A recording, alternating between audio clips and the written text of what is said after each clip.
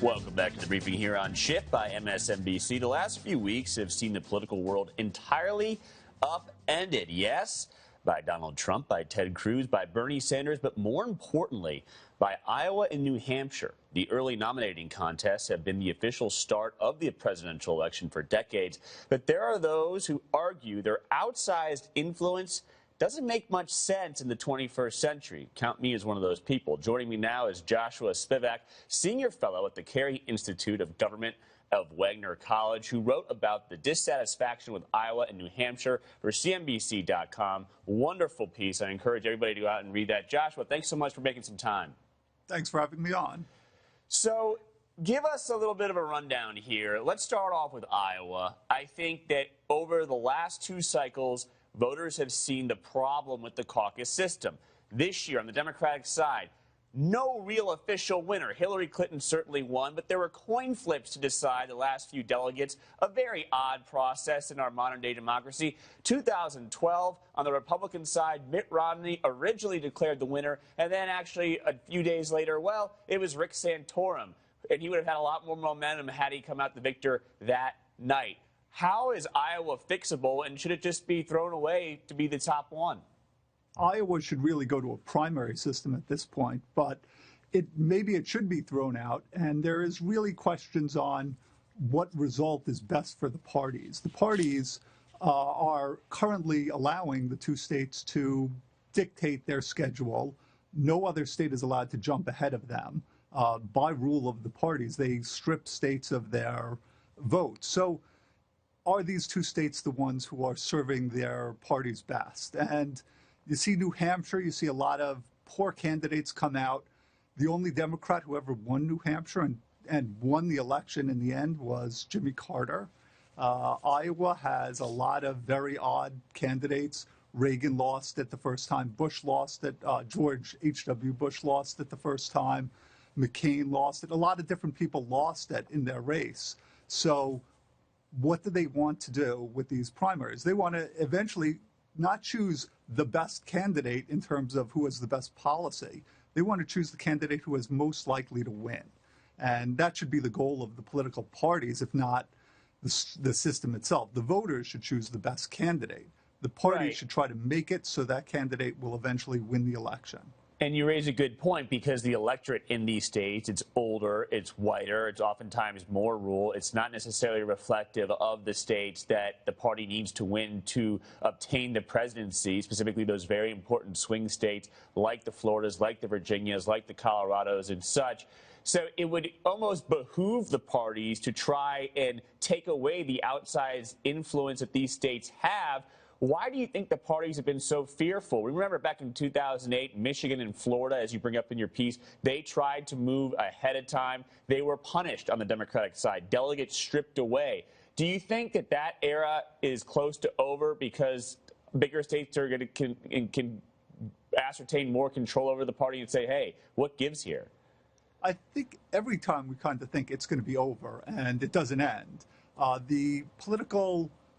The candidates are the ones who push the party not to do this, not to get moved forward. So the party really would have to move before the system starts getting in gear for the next election. They have to move really early in the process. Otherwise, the candidates want to kowtow to the Iowa and New Hampshire electorate, and they don't want to say, hey, we shouldn't, you guys shouldn't get the first shot. They almost have to say it's out of our hands. Historically, though, Iowa and New Hampshire, they weren't always here. Florida in 1904, you bring up, was the first state to actually do this. Why do they have this historic lock on this first in the nation status? But it's really just accidental. The whole system is only really started after '68.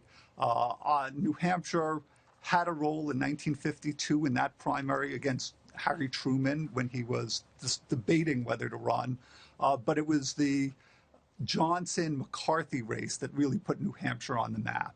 Iowa, it was almost an accident, but Jimmy Carter coming in second helped him out and really started the process. And the reason they had it was simply because they needed to choose these delegates early enough so that they could meet at the state caucus, which is in April, I think. So Yeah. they just had this early date, and it was almost accidental. What is It's the best way? Oh, yeah. Go ahead. Finish your no, thought. it's all part of an older system that never really adapted to the primary and caucus structure that now exists. One thing that I think is working in favor of Iowa and New Hampshire being replaced is that the process is a lot more open now due to technology. A lot of people see the caucus process for what it is with the cameras in the room, see how odd it is, see how it's not necessarily the best way to pick a president because it's at night. Not everyone has a chance to attend. It's odd. What is you think the most likely way forward? Is it rejiggering so that different states have an opportunity to go first? Or you bring up something that I personally think is fascinating, a regional primary that is picked by lottery system, essentially saying, hey, we're going to go to the Northeast, or we're going to go to the Mid-Atlantic, or we're going to go to the Southwest for a political junkie. That would be really fun to see. What do you think presents the best way forward to changing up the process? And I think a regional process would be great. You don't want a full national primary in one day, but it may be that it does make sense to have certain states lead off, have 2 or 3 or 4 states lead off, and just rotate them among perhaps the small states to allow retail politics, to allow these states to get involved. But there's no reason to have it just be these 2 states. It could be, say, Arizona and Vermont, just out of taking two random states, and just keep switching it around each time. There is a benefit to these candidates, and sometimes like Bernie Sanders was really helped by Massachusetts, by New Hampshire being the state. So was Mike Dukakis, so was John Kerry. These guys lived right next door. So why not just allow this randomness to be built into the process? Try to figure out what's the best system for the parties to get the best candidate, the candidate who's most likely to win come November. And there's a lot of smaller states that are more diverse than Iowa and New Hampshire that have cheap media markets. So it is possible to do this. It just takes the will of the parties. I agree with you 100%. No candidate can come out and say, I don't want to go to Iowa and New Hampshire and live to see the day. But if the parties get out ahead of time, say, I don't know, February 2017, maybe it's possible. Joshua Spivak, thank you so much for joining us. We appreciate your time. Thanks. We'll be back more with the briefing here in just under 2 short minutes.